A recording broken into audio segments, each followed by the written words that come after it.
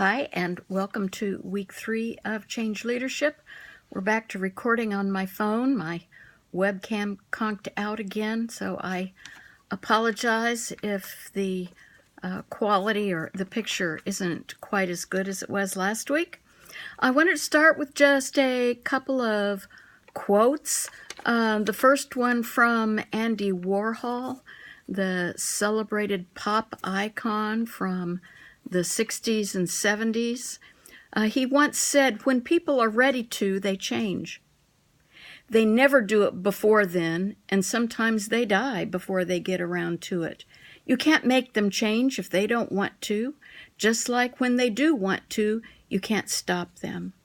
There's something about micro-level change and the wisdom of what it takes for people to change there. From Andy Warhol. Mother Teresa said, "I cannot change the world alone, but I can cast a stone across the waters to create many ripples." Again, the idea of something starting small and growing. Deepak Chopra said, "All great things are preceded by chaos," which is how we feel when we're working as individuals in complex systems and beginning change efforts. But if you stop and think about it, the greatest movements, the greatest changes known to humankind started with one person or a small group of people.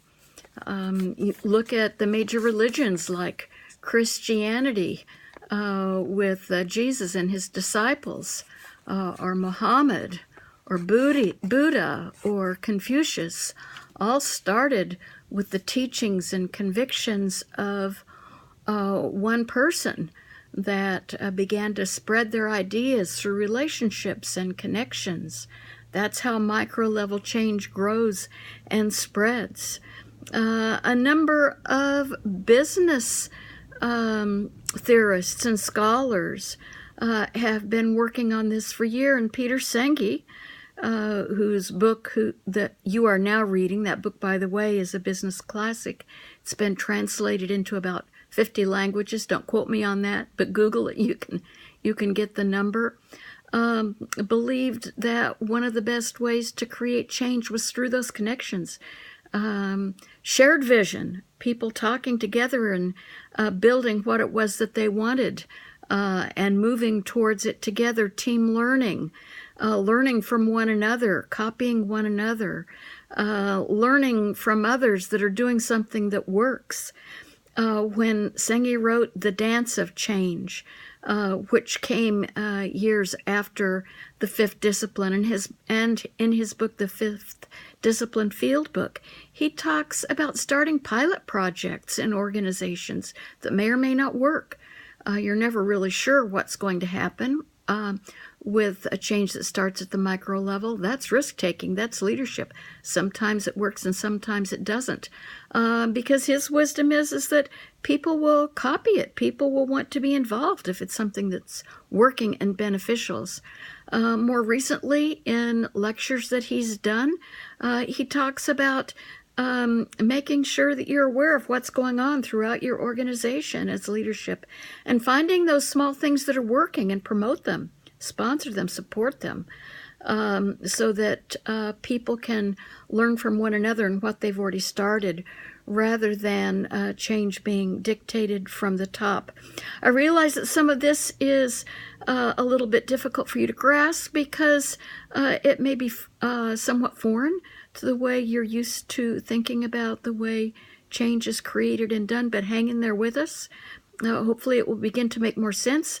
Many of you did quite well with the iceberg diagram. I think you began to see from that, too, that underneath those events there were many patterns and processes that all added up to create that one thing that is now being talked about in the news. But it started small.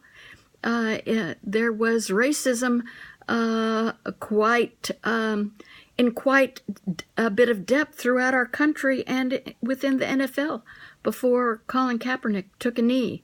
That just was an event that allowed us to begin to see the situation. So begin to pay attention to analyzing what's beneath those events and how change actually gets started. That will give you some ideas about where to start and how to leverage out of those kinds of patterns to move in the direction you desire to move.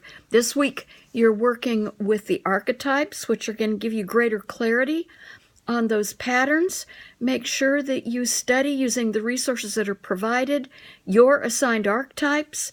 Complete the template that I've provided for you with the generic archetype and change over time diagram of your assigned archetype. Make sure that you change the definition, the leverage, and the management principle. And then in the discussion, provide your own story that supports that. You will become your team's expert on that particular archetype. By the end of the week, everyone on your team should be at least have general knowledge of each of the 8 archetypes, and will have experts within their team to consult, so that when you do the mini quiz next week, everyone will be able to analyze archetypes present in the movie that you're going to be viewing.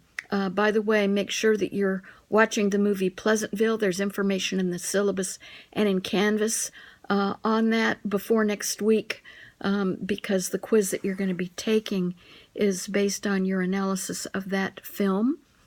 And also when you do your group project in week 6, you're going to need to have knowledge of all the archetypes to be able to apply the relevant ones to the event in the organization that you have chosen for your project. I don't think I have anything more to say for this week. Please post questions or comments to this video. I'm going to post it as a forum discussion.